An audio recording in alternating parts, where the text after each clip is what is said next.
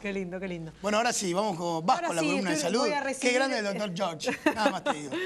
Viste que tiene un blogspot, él está con toda la tecnología. Tenés que pasarle el chivo después, pero dale. Al finalizar la columna vamos a pasar el chivo, exactamente. Estoy recibiendo ya al doctor Jorge de Paula, vamos a empezar un nuevo ciclo con él. La historia de... En este caso, en esta primera entrega, vamos a hablar sobre la morfina. Y esta es la presentación. El opio es una de las primeras sustancias farmacológicas activas de las que se tiene noticia. Se conocía como la planta de la alegría y su consumo data de 4000 años antes de Cristo. Si bien desde el siglo XVI ya existen preparaciones farmacológicas a base de opio, la moderna historia del uso de opiáceos comienza en 1805, con la aparición de la morfina. Pese a varios intentos por desplazar a la morfina del arsenal terapéutico, hoy continúa siendo uno de los fármacos estrella de la medicina en virtud de su potente acción analgésica.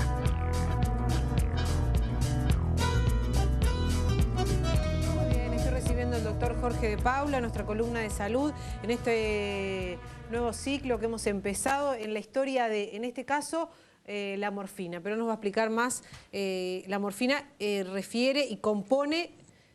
algo más opiáceos. Ahí está. Es una planta del opio que es conocida desde hace miles de años. Ya hay registros 4000 años antes de Cristo de su uso.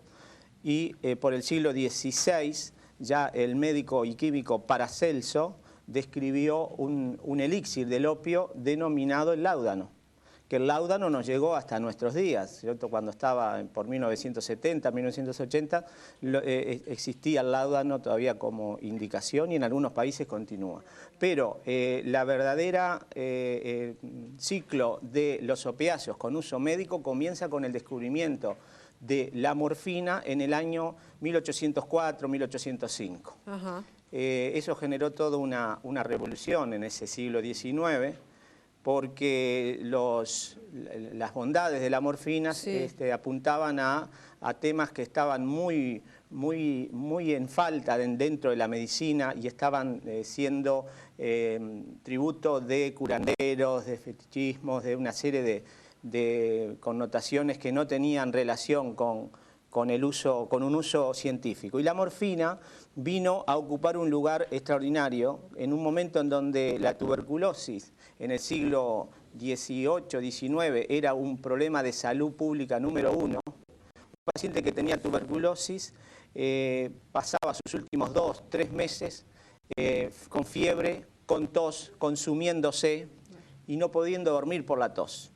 Y hacia 1830, 1840, la morfina empezó a ser un fármaco milagroso que le permitía a esos pacientes poder dormir, porque les aliviaba la tos, les aliviaba dolores y les bajaba el nivel de percepción de la fatiga, de la disnea. De manera que la morfina entró dentro de la sociedad y para la medicina fue realmente un logro extraordinario. Se descubrieron fue después, un alivio. Y sí, porque era un fármaco maravilloso. Maravilloso. Se descubrieron otras bondades de la morfina que siempre apuntaron como antidiarreico porque genera estreñimiento y ahí van sobre todo la codeína y algunos otros derivados que todavía los usan. El láudano mismo se usaba para esas circunstancias. Pero también se empezaron a descubrir que causaba esa sensación de bienestar, de euforia y generaba adicción. Claro. Esos fueron un poco los inconvenientes, el otro lado, ¿no? Esos fueron los inconvenientes, pero por 1860, 1870, 1880, personalidades se vendían en petaquitas, se vendían en los comercios de París, de Ámsterdam, de petacas con morfina. Era de venta libre. Sí, de venta libre absolutamente, y las sociedades burguesas de la época lo promocionaban y lo consumían. Y empezó a generar un problema de adicción grave, claro. Y vinculado, inclusive existe una historia de un premio Nobel, Metchnikoff, que fue el que descubrió la inmunidad, cuya esposa tenía tuberculosis. Ajá. Y él se hizo, él se hizo adicto a la morfina, era un morfinómano, un médico premio Nobel. Digo, como que era una situación común y era una preocupación poder buscar sustitutos para claro. este fármaco, que por un lado tenía tantas bondades, pero por el otro lado... Se le daba a los niños también, ¿no? Sí, especialmente los nuevos sustitutos que fueron por la década de 1890, la compañía Bayer descubre la heroína, que es un derivado de la morfina. La heroína, considerado hoy la droga más adictiva, la número 1, con la cual es más difícil de combatir. La heroína tuvo su cuarto de hora dentro del uso del médico, es un opiáceo también, y se promocionó como un sustituto de la morfina que no generaba adicción. Que no generaba adicción. Se promocionó y están, si nosotros podemos ver los auspicios, se daban jarabe para los niños, para la tos. Las publicidades de la época son realmente interesantísimas, no sé si tenemos alguna figura. Ya vamos a pasar porque hablan en la tos fuerte, jarabe Bayer de heroína, y ahí la madre le está dando en la botella y el niño está demandando el jarabe con heroína. Y también para el catarro y para la tos. El nombre de la heroína justamente generaba una sensación de euforia, abría los pulmones, calmaba los dolores, de tal forma que se pensó que se iba a curar la tuberculosis, por eso era la droga heroica. Y por ahí viene ese nombre. Demoró unos 20 años en poder retirarla de circulación. La compañía Bayer la empezó a retirar en 1913, pero todavía en algunos países de Europa siguió vendiéndose hasta cerca de la década del 70. O sea que es una historia... ¿Cuánto demoraba? Es decir, se le daba el jarabe, este jarabe para la tos al niño, y el efecto ¿cuánto...? Bueno, todo en general es como todas las drogas, depende de la forma de administración, de la cantidad y también depende de las condiciones de cada individuo. Pero en estos eran fármacos que producen a nivel del centro de la tos una inhibición y son drogas que tenían acción. También lo usaban para el dolor de dientes, porque es un poderoso analgésico, son los analgésicos más poderosos. Los opiáceos hoy por hoy, siguen siendo los analgésicos más poderosos. Y intentos hubo también con la cocaína, que no es un opiáceo, deriva de la coca, pero que se sintetizó por esa época también, y el caballito de batalla del uso de la cocaína era para combatir la adicción a la morfina y al opio.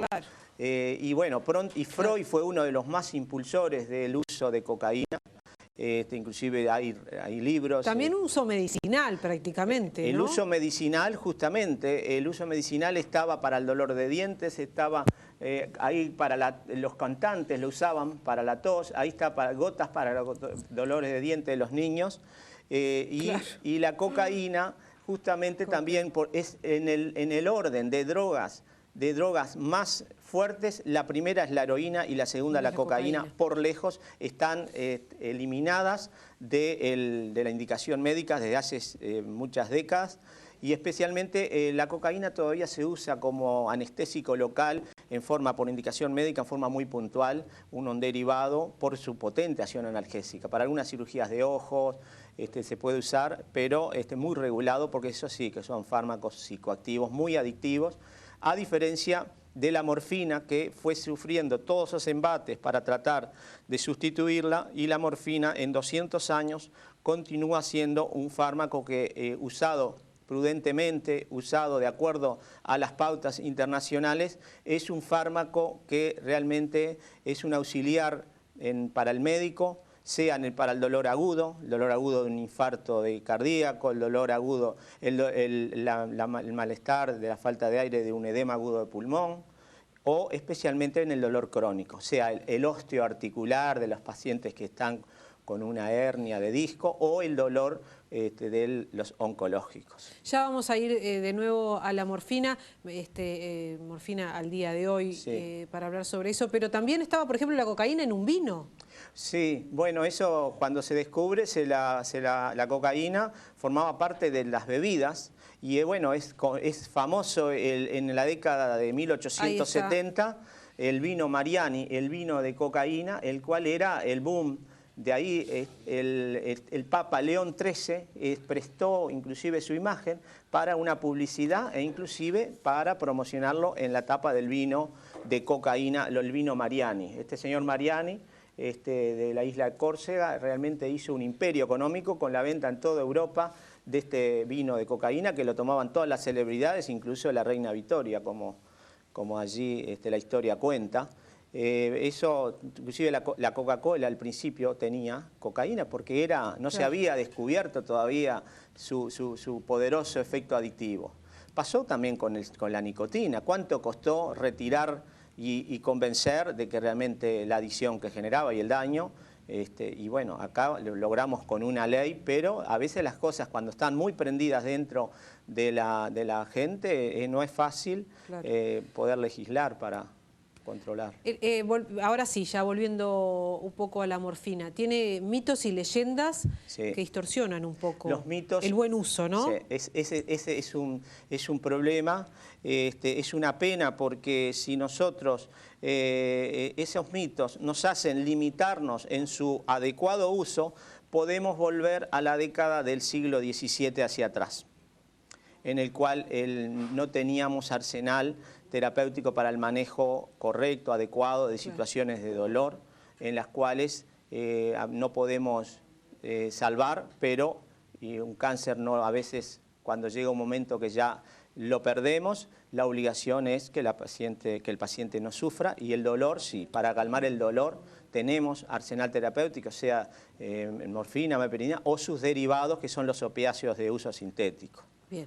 Jorge, no puedo dejar de preguntarte, es bien conocido los casos de los dos enfermeros, todo el mundo conoce que ellos, uno de ellos, uno de los métodos que utilizaban era inyectar morfina a los pacientes que ni siquiera a veces eran terminales. ¿Qué es lo que provoca inyectar esta morfina a los pacientes, a un enfermo?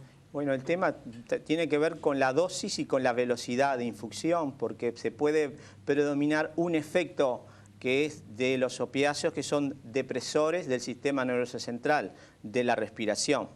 Entonces, en determinadas condiciones, en una dosis dada bruscamente, puede dar un paro respiratorio, como lo puede dar un Valium dado intravenoso brusco, como lo puede dar un Midazolam. Nosotros, los pacientes, le damos Midazolam, hacemos una ampolla en 10 centímetros, una ampolla de 15 miligramos, y la damos de a 3 centímetros, o sea, damos de a 4 miligramos. Una ampolla la terminamos dando a veces en 3 horas, o en 4 horas, o en 6 horas, de a poquito titulando la respuesta. Dado bruscamente un Midazolam, en algunos pacientes no les pasa nada, en otros les hace un paro respiratorio. ¿Un Midazolam qué es? Un Dormicum, que es un hipnótico para el dormir. Bien. Lo mismo un Valium intravenoso puede dar un paro, una apnea, la persona deja de respirar, una apnea que dura 7 o 10 minutos, y si uno no está con los dispositivos para apoyarlo en la respiración durante esos minutos, 7 minutos sin respirar alcanza para que una persona pueda fallecer. Claro, y esos son un poco también las circunstancias que llevan a inframedicar a veces, o cuando no se tiene el entrenamiento para el manejo titulado de estos fármacos, muchas veces hay una abstinencia de usarlos por el miedo de la depresión respiratoria. Pasa mucho con los opiáceos, pasa mucho con estos fármacos, en los cuales muchas veces existen colegas que prefieren que el paciente padezca un poco de dolor, pero no le puedo dar algo más fuerte que un Orudis o un Voltaren, porque si le doy morfina lo puedo deprimir. Eso no es así. El antídoto